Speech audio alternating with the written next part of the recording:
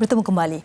Karnival Jom Heboh Sarawak segulai sejalai bakal melabuhkan tirainya malam ini selepas 3 hari menggegarkan dataran perayaan Putrajaya, Kuching. Lebih membanggakan, karnival itu turut membawa limpahan ekonomi kepada sektor industri kecil dan sederhana IKS yang mengambil bahagian dalam jelajahnya. Dan untuk melihat kemeriahan di lokasi, kita bersama Mayor Abdul Malik Rayani dan Farah Nabilah Wazir. Silakan.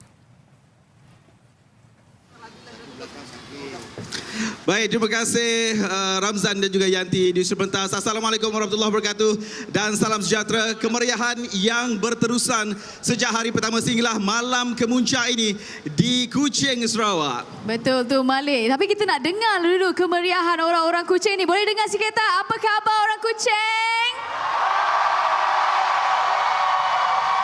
Begitu meriah sekali Malik. Itulah dia. Sejak hari pertama lagi, pelbagai aktiviti kita anjurkan, pelbagai juga sambutan dan kemeriahan yang dibawakan oleh orang Kuching menerima kedatangan kita di sini, Farah. Dan malam ini kita nak bersama dengan Ketua Pegawai Operasi Media Prima Omnia, Datuk Mak Fendi Omar, untuk berkatakan serba sedikit tentang sambutan dan juga kemeriahan Karnival Jom Heboh pada kali ini. Datuk, terima kasih kerana bersama dengan Buletin Utama. Datuk, kita melihat Karnival Jom Heboh ini memberi limpahan ekonomi bukan sahaja kepada jenama tempatan tapi juga kepada sektor IKS ataupun industri kecil sederhana yang turut terlibat dalam jelajah kita. Komen Datuk? Sudah semestinya di setiap venue kita memberi peluang kepada IKS dan juga jenama tempatan untuk mengembangkan jenama dan produk mereka. Alhamdulillah kalau kita tengok sambutan di negeri Sarawak ini begitu menggalakkan. Dan komitmen untuk mengembangkan jenama dan produk tempatan ini kita akan teruskan di venue-venue kita yang lain. Baiklah Datuk, kita tengok hari ini memang ramai sangat orang Kuching yang berada di sini sekarang. Tapi kita nak tahu juga berapa jumlah pengunjung yang datang sepanjang 3 hari ini.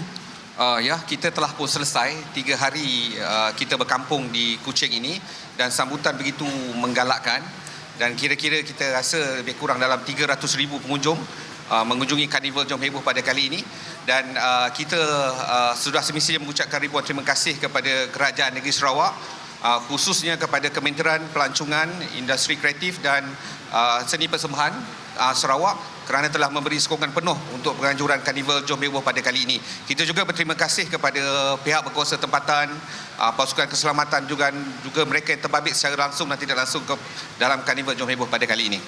Baiklah Datuk, mungkin ramai penonton yang nak tahu ke mana kita selepas ni, di mana lokasi seterusnya dan apa kemeriahan yang dijanjikan di lokasi-lokasi seterusnya Datuk?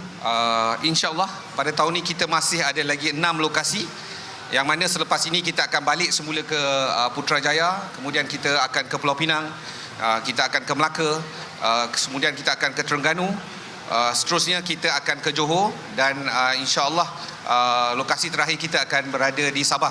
Tetapi berdasarkan sambutan yang begitu menggalakkan daripada warga Sarawak ini, kita rasa kita nak pertimbangkan untuk kita anjurkan sekali lagi di negeri Sarawak, insyaAllah. Okey, itu nampak macam setuju tu Datuk. Okey, baik. Malam ini yang ramai-ramai ini sebenarnya nak menyaksikan konsert kemuncak Jom Heboh yang akan berlangsung sebentar saja lagi, Farah. Betul tu Malik, antara barisan penyanyi atau artis yang akan menghiburkan anda semua malam ini, antaranya kita ada Ram, Indah Ruhaila, kita ada Baby Shima, kita ada Kai Baha, kita ada Hel Husaini dan ramai lagi Malik. Jadi terima kasih atas sokongan anda sepanjang 3 hari kita berkarnival. Penonton-penonton di rumah, insyaAllah kita akan jumpa di lokasi-lokasi yang berikutnya, Farah. Baiklah Malik, baiklah kepada anda semua, nantikan Karnival Jom Heboh di lokasi seterusnya. Saya kira itu saja laporan lintas langsung dari Kuching, Sarawak. Kembali ke Sri Pentas. Silakan.